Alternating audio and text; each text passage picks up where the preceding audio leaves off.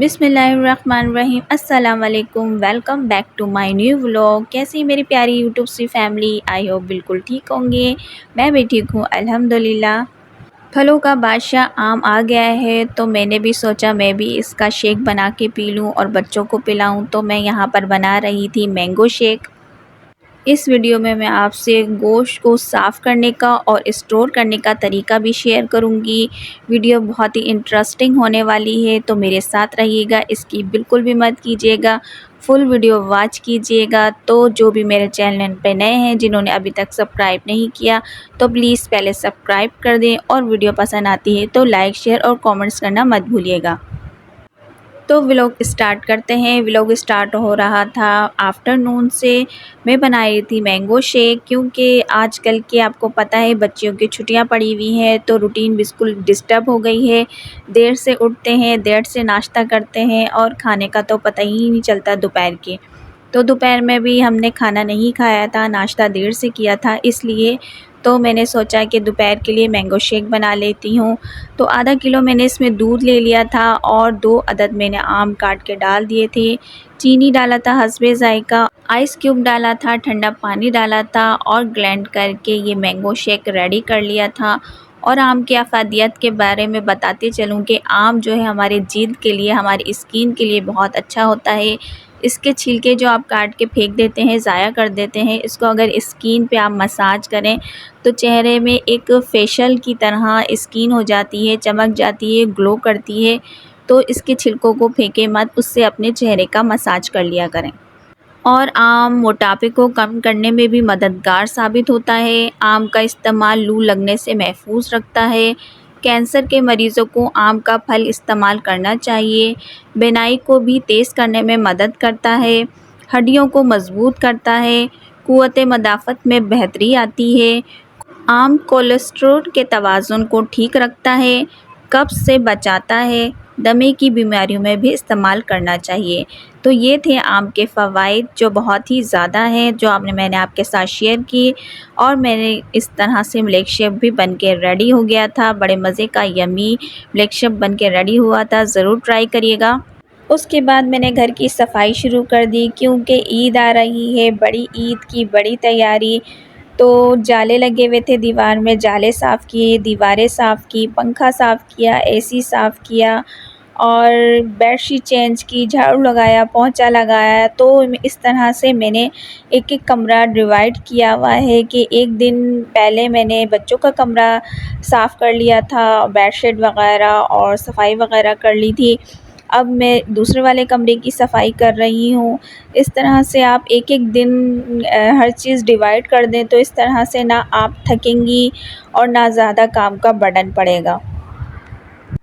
मैंने भी इस तरह से दिन बाँटे हुए थे कि एक दिन इस कमरे की करूँगी, दूसरे दिन दूसरे कमरे की करूँगी और अभी टीवी लॉन्च बाकी है, वो करना है, बाथरूम क्लीनिंग बाकी है, फ्रिज की क्लीनिंग बाकी है, किचन की क्लीनिंग बाकी है। तो इसी तरह से एक-एक दिन मैंने डिवाइड करा हुआ है और इसी तरह एक-एक करके मैं सफाई कर रही हूँ, ताकि मेरे ऊपर ज़्यादा बोझ ना हो, मैं थकूँ नहीं। क्योंकि इसके अलावा भी, सफाई के अलावा भी और भी बहुत सारे काम होते हैं। खाना पकाना होता है, बर्तन धोना होता है, आटा गूँथना होता है, रोटी पकाना होता है। तो ये सारे काम भी करने होते हैं और ये सब हम एक ही साथ लेके बैठ जाएँ सारे काम तो फिर बहुत ज़्यादा थकन हो जाती है और सारे काम ऐसे ही रह जाते हैं। जाले वग़ैरह, दीवारें वग़ैरह साफ़ कर ली थी मैंने, पंखा भी साफ़ हो गया था, एसी भी साफ़ कर लिया था। अब बेडशीट चेंज कर रही थी, बेडशीट चेंज करने के बाद झाड़ू लगाऊंगी, पोछा लगाऊंगी, डस्टिंग करूंगी। तो इस तरह से मेरे दूसरे कमरे की भी सफाई कंप्लीट हो जाएगी। और अब रह जाएगा टीवी लॉन्च, वो मैं चाँद रात वाले दिन करूँगी।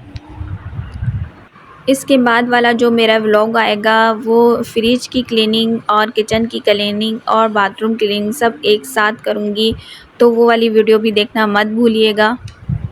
टीवी लॉन्च की क्लीनिंग इसलिए चाँद रात वाले दिन करूँगी क्योंकि सामने से बहुत ज़्यादा डस्ट आती है और उसको मैंने पहले से ही उसकी चादरें वग़ैरह भी चेंज करने हैं, सोफ़े के कवर चेंज करने हैं। तो वो सब मैं चाँद रात वाले दिन एक दिन पहले करती हूँ, ताकि दूसरे दिन मेहमान हो आएँ तो घर भी साफ़ हो, चादरें भी साफ़ बिछी हुई हों। तो इस तरह से मैं चाँद रात वाले दिन करूँगी और उसका व्लॉग भी आपके साथ शेयर करूँगी, तो आपने वो भी देखना मत भूलना है। बेटी मेरी झाड़ू लगा रही थी, उसके बाद मॉप लगाएगी। और इस कमरे में भी मैंने प्लास्टिक बिछाई हुई है, दोनों कमरों में प्लास्टिक बिछाई हुई है। आपको मैंने बताया था कि मैंने प्लास्टिक ही दोनों कमरों में बिछाई हुई है, कारपेट नहीं बिछाया हुआ, क्योंकि कारपेट पे एक तो झाड़ू लगाना मुश्किल होता है, फिर ऊपर से उसको डस्ट से बचाने के लिए चादर बिछाओ, और चादर गंदी हो जाए तो उसको धो, फिर दोबारा उसको बिछाओ, तो बहुत ज़्यादा झमेला होता है। तो मैंने कारपेट बिल्कुल हटा दिया है अपने कमरों में से, दोनों कमरों में मैंने प्लास्टिक बिछाई है। और देखें आराम से बिल्कुल झाड़ू भी दिल जाती है और आराम से पोंछा भी दिल जाता है, कोई परेशानी नहीं होती। टीवी लॉन्च जो ड्राइंग रूम है उसमें मैंने कारपेट बिछाया हुआ है, तो उसमें चादर भी बिछाती हूँ, फिर वो चादर गंदी हो जाती है, फिर उसको धोती हूँ, फिर बिछाती हूँ।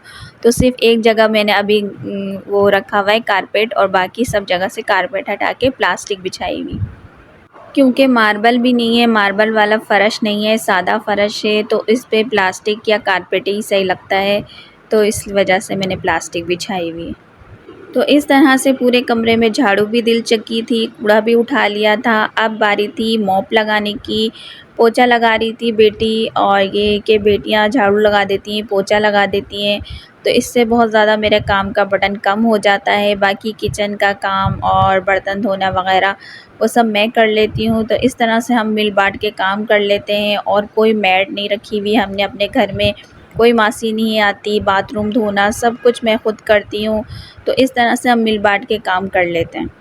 बेटियां होने का यही फ़ायदा होता है कि बेटियां काम में हाथ बटा लेती हैं, घर का काम कर लेती हैं, और बेटे तो बाहर होते हैं, वो बाहर का काम करते हैं, तो इसलिए बेटे भी ज़रूरी हैं और बेटियां भी ज़रूरी हैं।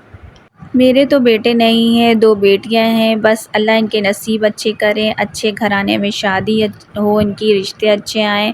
बस यही दुआ है कि लड़कियों के बस नसीब से डर लगता है कि नसीब बस बच्चों के अच्छे हों। झाड़ू पोंछा करने के बाद पर्दे बहुत ज़्यादा गंदे हो गए थे, तो 2 पर्दे मैंने पहले धोए थे और 2 पर्दे मैंने बाद में धोए थे। 2-2 करके पर्दे भी मैं 2-2 करके धोती हूँ, क्योंकि और ज़्यादा ही कपड़े होते हैं, हस्बैंड के कपड़े, बच्चों के कपड़े, मेरे कपड़े होते हैं, ऊपर से पर्दे, चादरें भी होती हैं, तो 2-2 करके मैं धोती हूँ ताकि ज़्यादा ना जमा हो। तो ये वाला जो गंदा हो गया था वो मैंने उतार लिया था, और जो दूसरा धोया था वो मैं लगा रही हूँ ये पर्दा। तो इस तरह से पर्दे भी मेरे लग गए थे, उस कमरे के भी पर्दे धो के लगा दिए थे, इस कमरे के भी पर्दे धो के लगा दिए थे। पर्दों का भी काम ख़त्म हो गया है, बस एक पर्दा रह गया धोने के लिए, वो मैं बाद में धो के लगा दूँगी। दोनों कमरों की सफाई तो कंप्लीट हो गई है, बस अब टीवी लॉन्च की और किचन की, फ्रिज की रह गई है, वो मैं अगले व्लॉग में आपके साथ शेयर करूँगी, तो वो व्लॉग भी देखना मत भूलिएगा।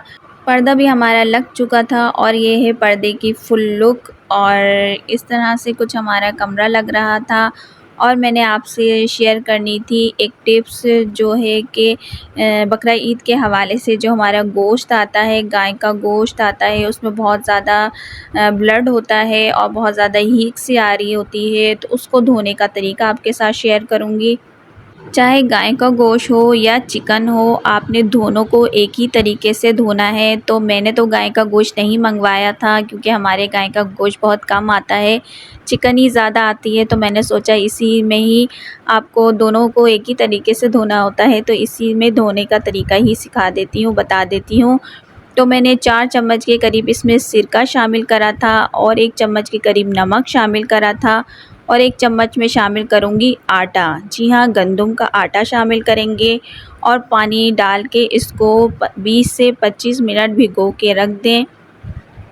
आटा जो है आप इसकी हीट को ख़त्म करेगा और इसके ब्लड को ख़त्म करेगा। सिरका भी साफ़ करने के लिए बहुत ही फ़ायदेमंद है। नमक भी सफाई करेगा गोश्त की। तो जो भी आपके गोश्त आए बकरा ईद में, तो आपने उसकी इस तरह से पहले सफाई करनी है। उसको 20 से 15 मिनट के लिए पानी में भिगो के रख दें। सिरका मिले पानी में, नमक और आटा मिले। देखें अभी से इसका कितना ब्लड ऊपर आ गया है। तो 20 मिनट तक आप जो इसको रखेंगी तो इसकी मज़ीद इसकी सफाई हो जाएगी और साफ़ सुथरा वाइट गोश्त हो जाएगा। तो ये थी गोश्त को साफ़ करने की टिप्स। अब गोश्त को स्टोर किस तरह से करना है उसकी टिप्स आपके साथ शेयर कर रही हूँ। गोश्त को सिरका मिले पानी से धोने के बाद ये देखें बिल्कुल साफ़ शफ़ाफ़ चिकन हो गई थी। आप इसी तरह से गोश्त ले लें। गोश्त मेरे पास नहीं था तो मैंने चिकन से ही स्टोर करने का तरीका बता दिया है। दोनों का एक ही तरीका है, तो आप ये ले लें या वो ले लें। तो इस तरह से एयर टाइट कंटेनर आता है, इसमें आप अगर स्टोर करेंगे, जितना आपको पकाना है उतना पकाने के लिए स्टोर करेंगी तो ये बहुत अच्छे से स्टोर हो जाएगा, आपके फ्रिज में जगह भी कम घेरेगा। अगर आप शॉपर में गोश्त को फ्रीज़ करेंगी तो वो आपस में चिपक जाते हैं और ब्लड वगैरह भी नीचे गिर रहा होता है, तो वो सही नहीं होता। शॉपर भी हमारी सेहत के लिए सही नहीं होता, वो कैंसर बनाता है। तो बेटर यही है कि या तो आप एयर टाइट कंटेनर में करके रखें, या जो प्लास्टिक की बोतल आती है ना कोल्ड ड्रिंक की, उसको बीच में से कट करके उसमें फ्रीज़ करके रखें। आपके फ्रीज़ में जगह भी बहुत ज़्यादा होगी और बहुत अच्छे तरीके से स्टोर भी हो जाएगा। तो ये था गोश्त को स्टोर करने का तरीका। अब आते हैं बकरा ईद में सबके घर बिरयानी बनती है, यखनी पुलाव बनते हैं, तो उसकी रेसिपी आपके साथ शेयर कर रही हूँ पुलाव की। आधा किलो मैंने चिकन ले ली थी। चिकन ले लें या बीफ ले लें, हमारे की चिकन ज़्यादा शौक़ से खाई जाती है तो हम चिकन इस्तेमाल करते हैं, बीफ बहुत ज़्यादा कम आती है हमारे घर में। तो इसमें मैंने साबुत गरम मसाले डाले थे और साबुत धनिया डाला था, साबुत सौंफ डाला था, ज़ीरा डाला था और 1 अदद प्याज काट के डाल के पानी डाल के और मैंने इसमें बंद करके ढक के रख दिया था ताकि इसकी यखनी निकल जाए। जब इसकी यखनी निकल गई तो दूसरे पतीली में मैंने प्याज को ब्राउन कर लिया। प्याज ब्राउन करने के बाद इसमें मैंने अदरक लहसुन का पेस्ट डाला, अदरक लहसुन को थोड़ा सा भूना। उसके बाद जो यखनी में हमने चिकन डाली थी वो यखनी से निकाल के चिकन इसमें शामिल कर लिए, उसको फ्राई करा। फिर उसके बाद दही फेंट लिया था, दही इसमें डाला, इसमें टमाटर नहीं डालेंगे, चावलों का रंग चेंज हो जाएगा। तो अच्छा वाला कलर लाने के लिए सिर्फ हम इसमें दही शामिल करेंगे। नमक और हरी मिर्ची इसमें शामिल करूँगी और अगर आपको ज़रूरत लगे पुलाव मसाला के तो पुलाव मसाला भी इसमें शामिल कर लें, इससे इसका डबल टेस्ट इन्हेंस हो जाएगा। तो मैंने आधा शाशे इसमें पुलाव मसाला भी शामिल कर लिया और जो यखनी हमने बना के रखी थी वो यखनी इसमें शामिल करूँगी। चावल मैंने पहले से ही भिगो के रख दिए थे आधे घंटे पहले से। जब ये यखनी हमारी इसमें शामिल करने के बाद वो चावल भी इसमें शामिल कर लूँगी और पानी इतना रखूँगी कि चावल हमारे इसमें आराम से गल जाएँ। तो इस तरह से हमारा यखनी पुलाव मज़ेदार रेडी हो जाएगा। तो इस ईद पे ज़रूर ट्राई करिएगा। चावल डाल के और पानी डाल के मैं इसको ढक के दम पे रख दूँगी और चावल गलने के बाद ऊपर से केवड़ा डाल दूँगी और ज़र्दे का कलर छिड़क दूँगी। तो इस तरह से मेरा यखनी पुलाव बनके रेडी हो जाएगा। तो आपको वीडियो कैसी लगी, और अगर वीडियो अच्छी लगी हो तो लाइक, शेयर और सब्सक्राइब करना मत भूलिएगा। प्रेस द बेल आइकन ताकि मेरी आने वाली वीडियो का नोटिफिकेशन आप तक पहुंच सके। पुलाव हमारे बन चुके थे और हम भी खाने के लिए तैयार थे। रायता भी बना लिया था इसके साथ। तो कैसा लगा आपको आज का व्लॉग? मिलते हैं अगले नेक्स्ट व्लॉग में नए टॉपिक के साथ। तब तक के लिए अपना बहुत ज़्यादा ख्याल रखिएगा, मुझे दुआओं में याद रखिएगा और जिन्होंने सब्सक्राइब कर दिया है उन सब का बहुत बहुत शुक्रिया। Thanks for watching. अल्लाह हाफिज़।